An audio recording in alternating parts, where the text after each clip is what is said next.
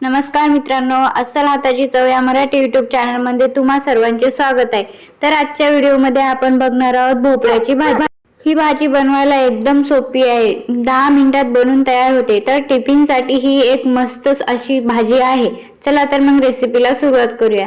सर्वप्रथम इथे मी एक छोटा अर्धा असा भोपळा घेतलेला आहे। आता हे चांगला स्वच्छ धुवून याचे साल काढून अशा छोट्या भागात कापून घ्यायचा आहे।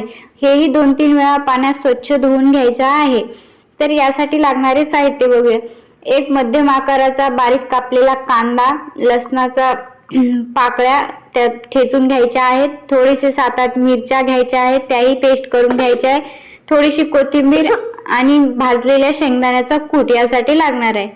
तर आता कढईमध्ये 2 मोठे चम्मच तेल गरम करायचं आहे। त्यामध्ये 1 चम्मच मोहरी घालायची आहे। मोहरी चांगली तडतडली की त्यामध्ये 1 चम्मच जिरे घालायचे आहे। मित्रांनो, मोहरी नेहमी चांगली तडतडू द्यायची, नाहीतर ती खूप कडसर लागते। आता यामध्ये आपण चिरलेला बारीक कांदा घालायचा आहे व तोही चांगला लालसर होईपर्यंत परतून घ्यायचा आहे। कांदा चांगला परतला गेला की त्यामध्ये आपल्याला आपण जी लसणाची पेस्ट केली होती ती घालायची आहे व तीही चांगली परतून घ्यायची आहे। 2-3 मिनिटे लसणाच्या पाकळ्या असा छान परतून घ्यायच्या आहेत, म्हणजे त्याचा वास जाईपर्यंत ते परतून घ्यायचे आहेत।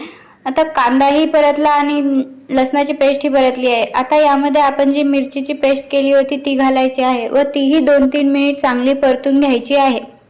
मित्रांनो, तुम्हाला जर माझे व्हिडिओ आवडत असतील तर प्लीज लाईक, शेअर, कमेंट नक्की करत जा, म्हणजे मलाही चांगलं प्रोत्साहन मिळत जाईल।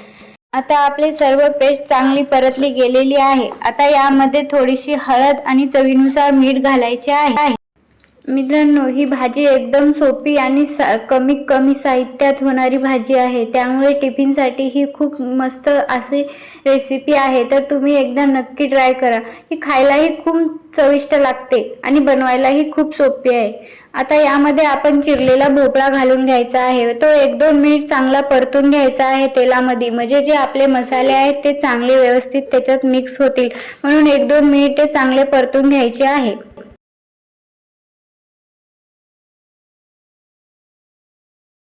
आता या परतलेल्या भोपळ्यात आपल्याला जो आपण शेंगदाण्याचा कूट घेतला होता तो घालून घ्यायचा आहे व तोही 1-2 मिनिटे चांगला परतून घ्यायचा आहे।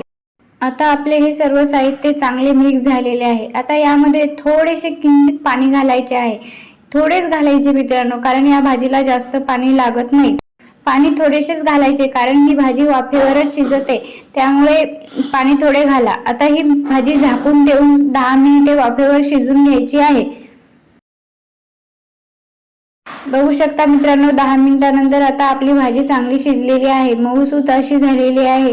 हिला जास्त मेहनत लागत नाही, त्यामुळे ही भाजी बनवायला खूपच सोपी आहे। आता यामध्ये बारीक चिरलेली कोथिंबीर घालायची व ही भाजी आता टिफिनसाठी तयार आहे। मित्रांनो, ही भाजी खायला खूप चविष्ट लागते आणि बनवायला खूप सोपी आहे। तुम्हाला जर ही रेसिपी आवडली असेल तर एकदा नक्की ट्राय करा आणि ट्राय केल्यानंतर मला कमेंट करून नक्की सांगा की भाजी कशी झालेली आहे। व्हिडिओ आवडला असेल तर एक लाईक, शेअर, कमेंट नक्की करा आणि हो, तुम्ही हा व्हिडिओ कुठून बघता तेही नक्की सांगा मित्रांनो, म्हणजे मी तुमचे आभार मानू शकते।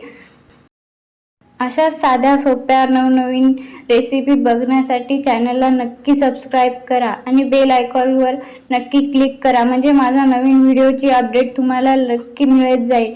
थँक्यू मित्रांनो, धन्यवाद।